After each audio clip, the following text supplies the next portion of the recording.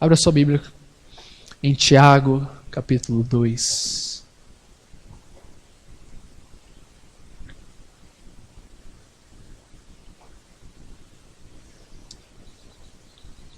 O tema que hoje nós vamos abordar é a verdadeira espiritualidade que Deus deseja que nós tenhamos.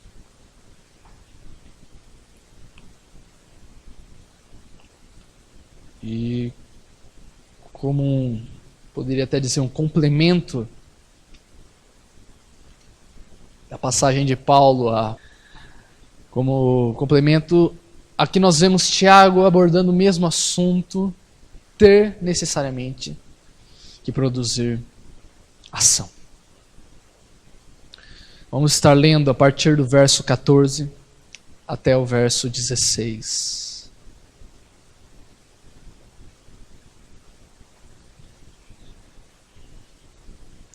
Todos encontraram?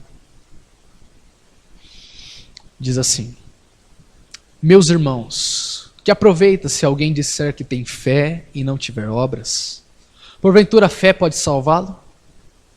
E se o irmão ou irmã estiverem nus e tiverem falta de mantimento cotidiano, e algum de vós lhe disser, ide em paz, aquentai-vos e fartai-vos, e não lhes derdes as coisas necessárias para o corpo, que proveito virá daí? Assim também a fé, se não tiver as obras, é morta. Mas mostra-me tua fé sem as tuas obras, e eu te mostrarei a minha fé pelas minhas obras. Verso 19. Tu crês que há um só Deus? Fazes bem. Também os demônios o creem e estremecem. Mas, ó homem vão, queres tu saber que a fé sem obras é morta? Porventura o nosso pai Abraão não foi justificado pelas obras quando ofereceu sobre o altar o seu filho Isaque? Bem vês que a fé cooperou com as suas obras e que pelas obras a fé foi aperfeiçoada. E cumpriu-se a escritura que diz, e creu Abraão em Deus, e foi-lhe isso imputado como justiça. E foi chamado amigo de Deus. Vedes então que o homem é justificado pelas obras e não somente pela fé. E de igual modo, Raabe, a meretriz, não foi também justificada pelas obras quando recolheu os emissários e os despediu por outro caminho? Porque assim como o corpo sem o espírito está morto, assim também a fé sem obras é morta. Bem, vamos estar orando.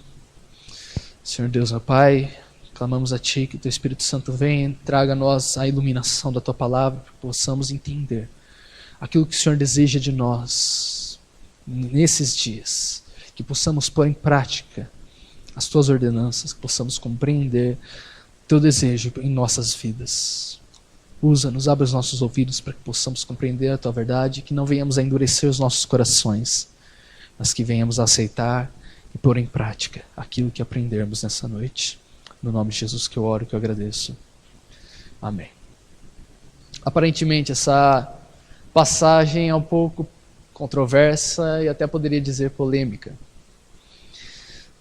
Já faz um bom tempo que ela tem as suas interpretações meio variadas e distorcidas.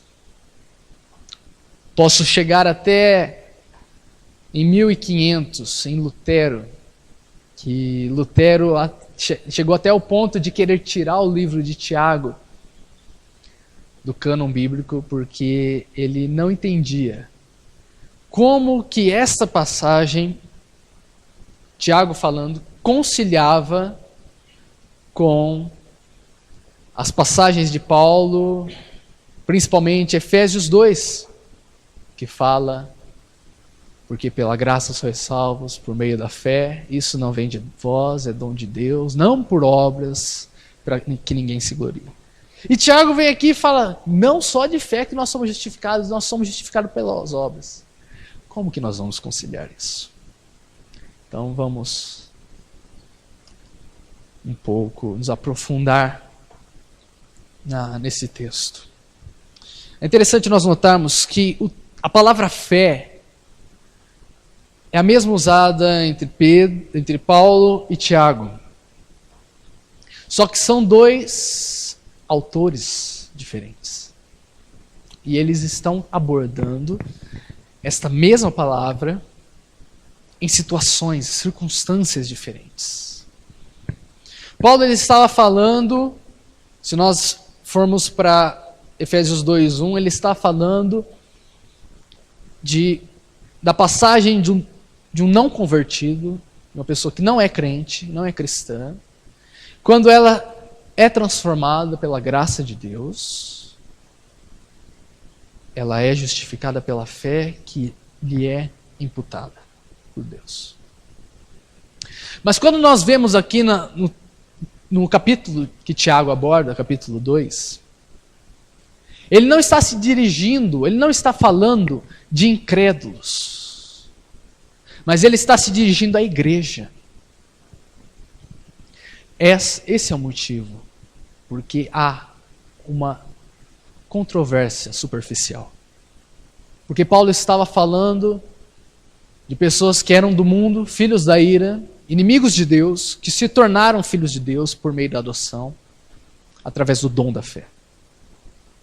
E Tiago, ele está se referindo à igreja, ele está falando a crentes já. Ele está falando, se vocês nasceram de novo, como vocês têm dito, afirmado isso, é necessário vocês darem frutos disso. Outro exemplo que nós podemos usar é o próprio novo nascimento. O novo nascimento ele é abordado por vários autores da Bíblia, só que por diferentes palavras. Exemplo, em Ezequiel, no capítulo 11, verso 19, ele fala: tirarei da sua carne o coração de pedra, lhe darei coração de carne. No 36, 26 fala: e dar-vos-ei coração novo e porei dentro de vocês espírito novo. Ele se refere ao nascer de novo como uma mudança de coração ou uma mudança de vontade. João, ele já fala diferente. No capítulo 1, verso 13, ele diz que nascido de Deus. Outras vezes ele fala nascido de novo. E ainda ele usa o termo nascido pelo Espírito. A famosa passagem de João 3, a conversa entre Cristo e Nicodemos, que ele fala: aquele que não nascer do Espírito não verá e não entrará no reino dos céus. Pedro já muda também. Em Atos 3, no seu discurso, ele fala: arrependei-vos e convertei-vos. Ele usa o termo conversão para um novo nascimento. Paulo, em diversas cartas, ele usa vários sinônimos. Em Romanos, por exemplo, ele fala ressurretos entre os mortos, em Romanos 6,13. Em 2 Coríntios 5,17, ele fala novas criaturas, das quais as coisas velhas passaram, novas coisas foram feitas. Em Efésios 2, como eu havia citado, ele fala que ele nos deu vida, estando nós ainda mortos em nossos delitos e pecados. E na mesma carta, no capítulo 4, ele fala para nos despojarmos do velho homem que se corrompe e nos renovemos no espírito do nosso entendimento, do entendimento de Deus. E nos revistamos do novo homem, que é segundo o coração de Deus. Além disso, em Colossenses ele fala que uma vez que nos despimos do velho homem com os seus feitos e nos revestimos do novo homem, que se refaz para o pleno conhecimento segundo a imagem daquele que criou. A Tito ele fala como o lavar regenerador e renovador do Espírito. Pedro já fala sobre aquele que nos chamou das trevas para a sua maravilhosa luz. Na sua segunda epístola ele fala coparticipantes da natureza divina. João, em sua primeira epístola, ele fala que passamos da morte para a vida. Você vê que eles abordam o mesmo tema, a regeneração, mas eles usam vários modos, várias figuras de linguagem para representar isso. E Tiago, ele parte desse pressuposto. O seu público, a igreja para quem ele estava escrevendo era de crentes. E eles afirmavam que eles passaram por esses processos. Foram chamados das trevas, nasceram de novo, eram filhos da ira, agora foram adotados, nasceram do Espírito. Só que Tiago, ele começa a corrigi-los. E por isso vem muito a calhar para nós, porque somos uma igreja. Nós já tivemos uma experiência com Cristo. Já fomos lavados mediante o seu sangue. Fomos justificados pelas obras de Cristo.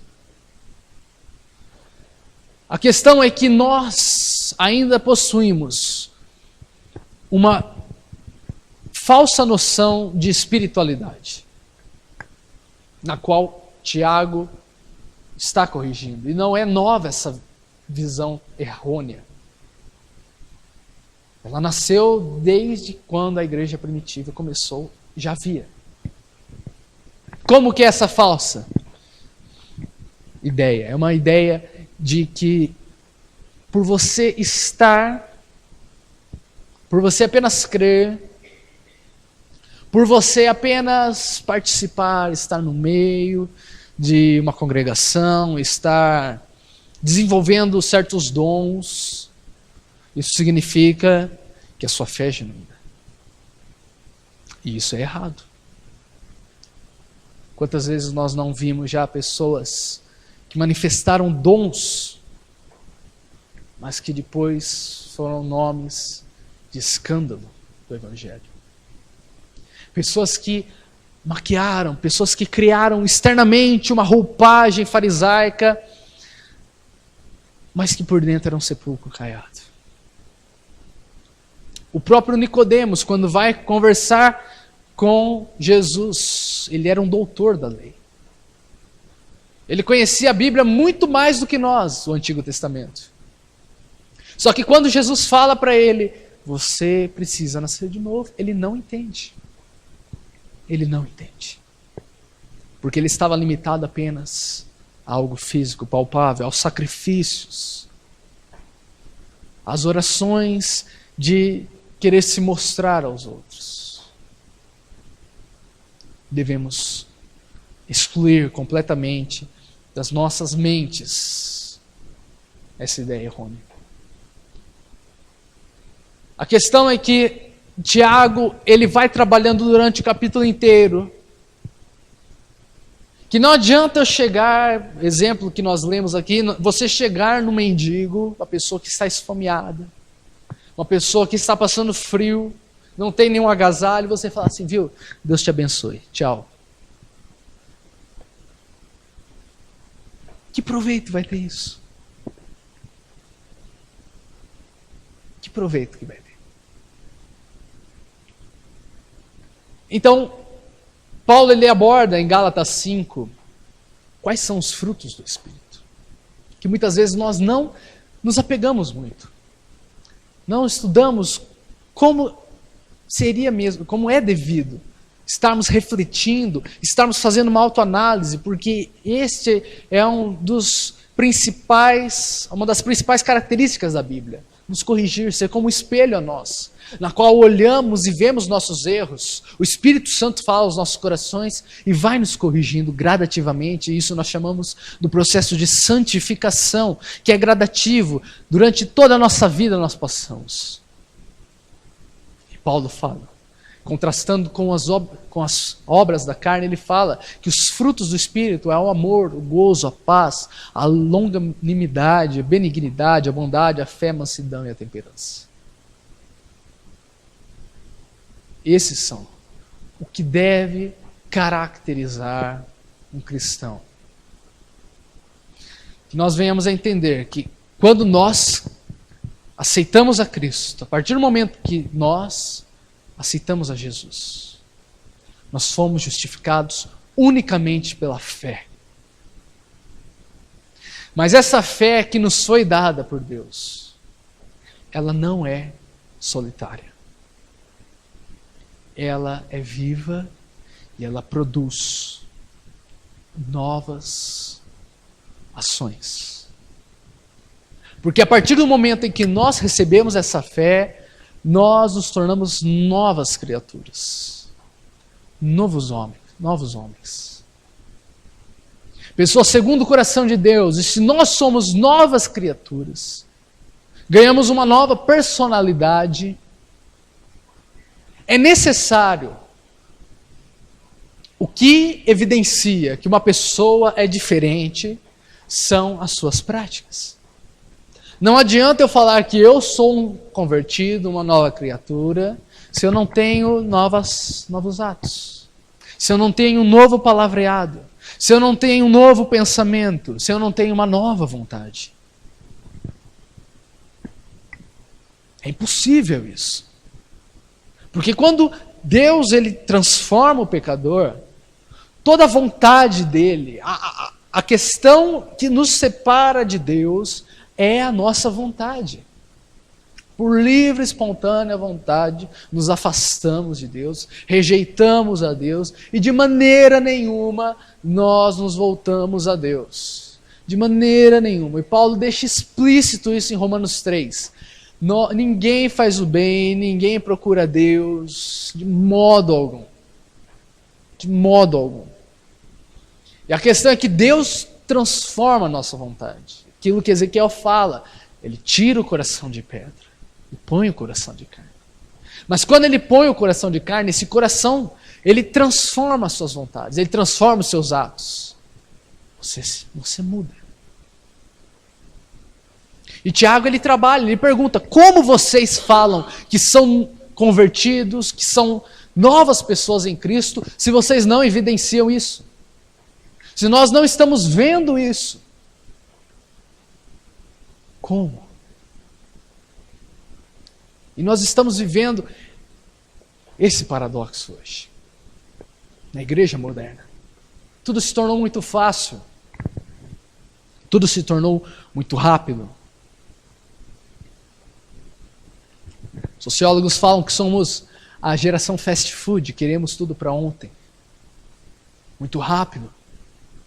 Nós não queremos mais esperar o agir de Deus, nós não queremos mais gastar do nosso tempo com um discipulado profundo, que vai criar raízes numa pessoa. É muito mais fácil você nominalmente eleger uma pessoa como cristã, ponto. Não acompanhar essa pessoa.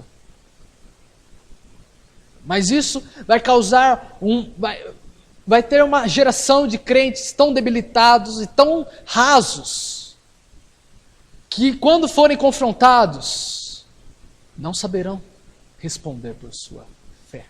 Como 1 Pedro 3,15 nos diz.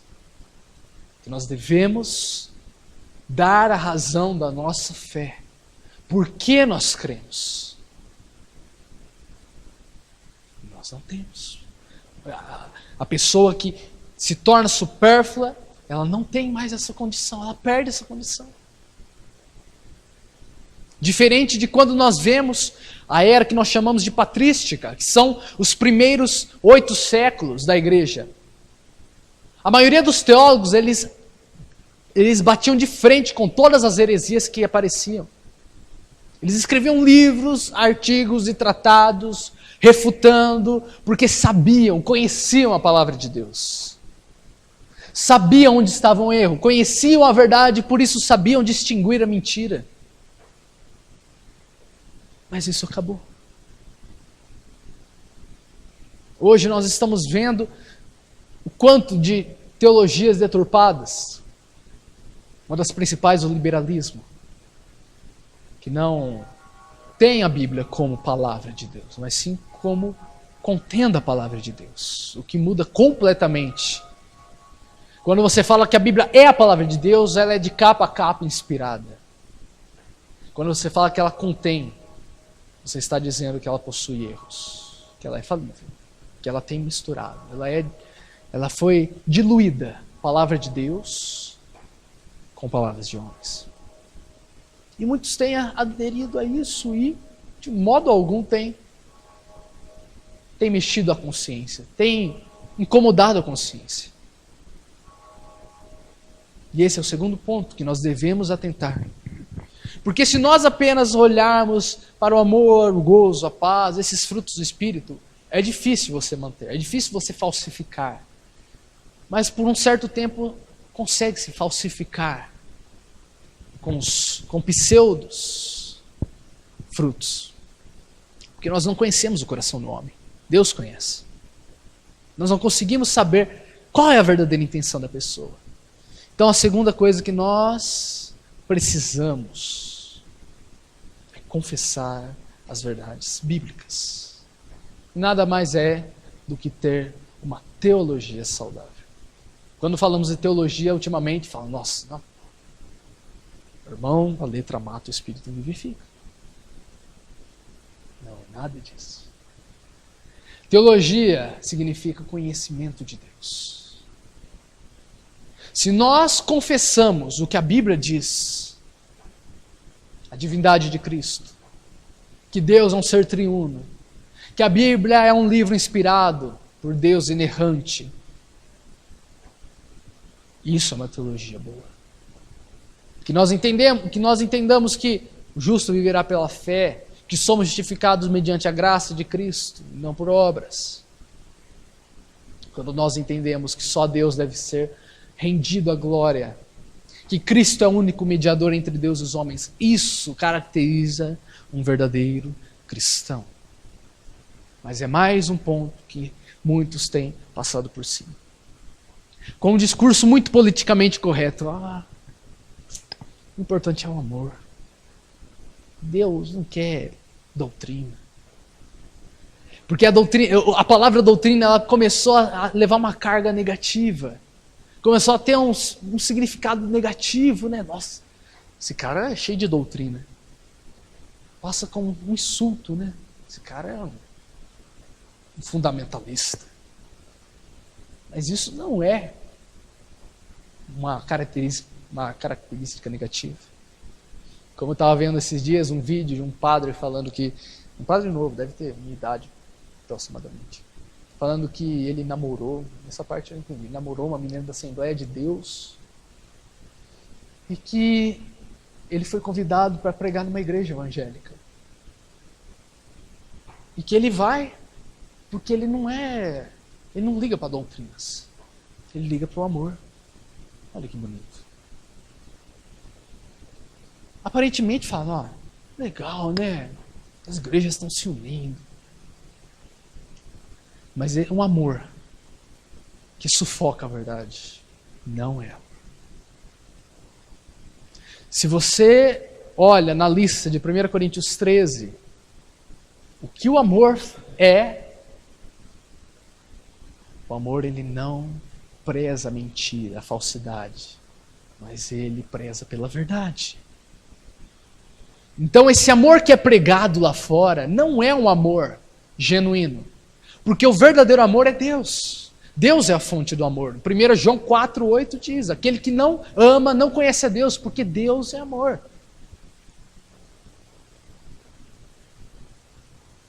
Por isso, que nós fixemos hoje em nossas mentes que nós devemos apresentar duas principais características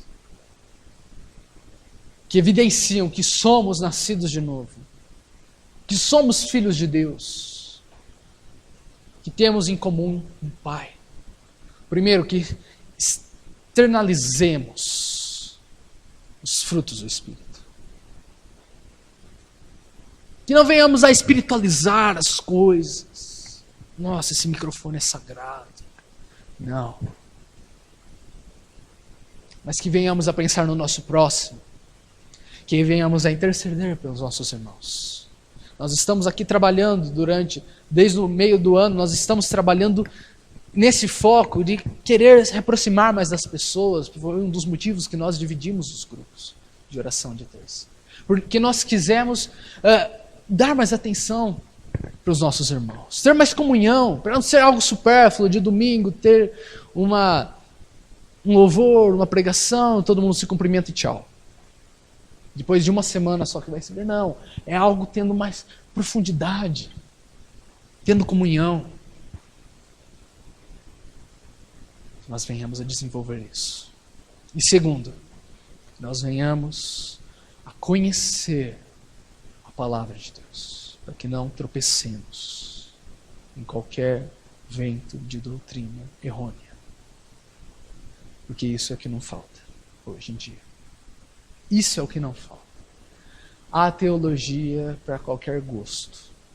É um self-service de teologia. Você quer cura, você tem cura. Você quer bênçãos financeiras, você tem bênçãos financeiras. Você quer se sentir bem, você vai se sentir bem.